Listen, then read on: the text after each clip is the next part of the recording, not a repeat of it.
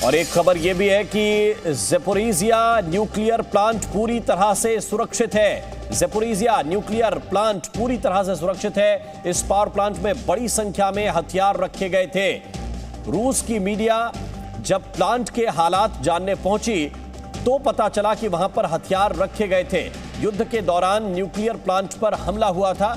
Nuclear plant के ठीक बाहर वो हमला हुआ था, उसकी तस्वीरें भी हमने आपको दिखाई हैं। और ज़ैपोरिज़िया न्यूक्लियर प्लांट अब दावा किया जा रहा है कि पूरी तरह से सुरक्षित है। इस न्यूक्लियर पावर प्लांट को नुकसान नहीं पहुंचा है।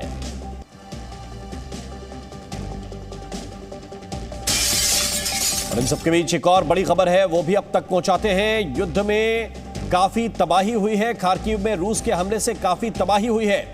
हर तरफ सिर्फ जले हुए टैंक नजर आ रहे हैं। खार्किव की तस्वीरों की हम बात कर रहे हैं। खार्किव से जो जानकारी मिल रही है वहां पर रूस के हमले में काफी नुकसान पहुंचा है। हर तरफ सिर्फ जले हुए टैंक नजर आ रहे हैं। सेना की गाड़ियों को भी काफी नुकसान पहुंचा है। तस्वीरें भी इस वक्त आपको दिखा रहे हैं। खार्किव में कई जगहों पर हमला हुआ है।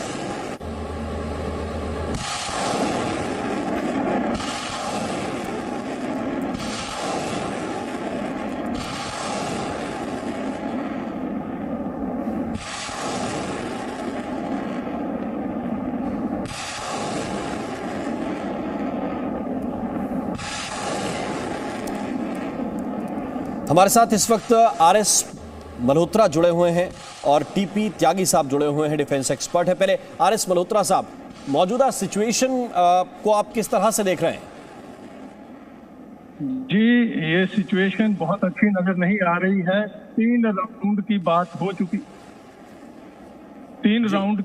हो चुकी है, उसमें कोई नतीजा नहीं आया। कल दोनों के विदेश मंत्री भी मिले थे और जो यूक्रेन के विदेश मंत्री हैं कुलेबा, उन्होंने तो इतना कह दिया कि बातचीत का कोई खास नतीजा नहीं आया है। और उन्होंने कहा कि जो रशिया के फॉरेन मिनिस्टर हैं लावरोव, वो जस्ट वहां मिलने आए थे, कोई सोल्यूशन ढूंढने नहीं आए थे। हालांकि जो रशिया के फॉरेन मिनिस्टर हैं लावरोव, उन्होंने ये जरूर कहा कि ये बातचीत चौथे राउंड की हो सकती है, उसी फ्रेमवर्क में जिस फ्रेमवर्क में 3 दौर की पहले बात हुई है। पर ये बातचीत का दौर जब एक तरफ जारी है तो दूसरी तरफ लड़ाई भी जारी है जी। और जो यूक्रेन के प्रेसिडेंट हैं ज़ेलेंस्की, वो बात तो कह रहे हैं कि वो नाटो का मेंबरशिप में अब उनकी कोई ज़्यादा इंटरेस्ट नहीं है। वो ये भी कह रहे हैं कि वो क्रीमिया के ऊपर भी बातचीत करने को तैयार हैं, पर वो इसके ऊपर कितने हद तक तैयार हैं ये बात अभी समझ नहीं आई है। आपके पास वापस लौट के आता हूँ। टीपी त्यागी साहब भी हमारे साथ जुड़े। त्यागी साहब, ये जो अमेरिका की तरफ से दावा किया जा रहा है कि 15 किलोमीटर की दूरी अब बची है, क्या स्ट्रेटजी रशिया अपना रहा है? देखिए सर, कीव कोई पॉइंट नहीं है। उन्होंने कहा कि सिटी सेंटर से 15 किलोमीटर, एक बड़े शहर का फैलाव ही 15 किलोमीटर से ज्यादा होता है जी। अर्थात जो रूस के टैंक्स हैं वो इस समय कीव की पेरिफेरी पर है, यानी कि ऑलमोस्ट शहर में है। और 3 जगह से जो उनके बड़े हाईवेज हैं शायद वहां से एंट्री करेंगे। अब ये बार बार कहा जा रहा है कि साहब बड़ी मुश्किल है, यूक्रेन के प्रेसिडेंट के ने लोगों को हथियार दे दिए हैं, अपराधियों को हथियार दे दिए हैं। अगर हथियार दे दिए हैं तो ठीक है, मगर जिन्हें हथियार दिए हैं फिर वो भी तो सैनिक हो गए।